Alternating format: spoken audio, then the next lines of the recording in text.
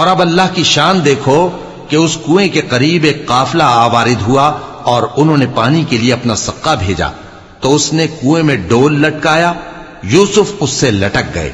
وہ بولا زہے قسمت، یہ تو ایک لڑکا ہے، اور اس کو قیمتی سرمایہ سمجھ کر چھپا لیا۔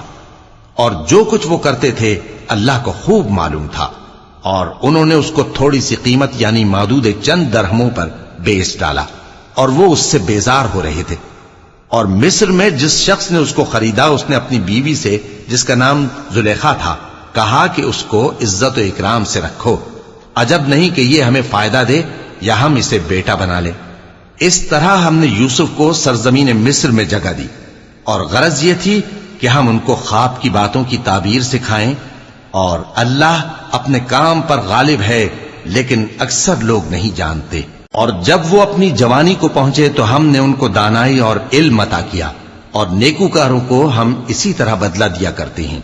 اور جس عورت کے گھر میں وہ رہتے تھے اس نے ان کو اپنی طرف مائل کرنا چاہا، اور دروازے بند کر کے کہنے لگی یوسف جلدی آؤ۔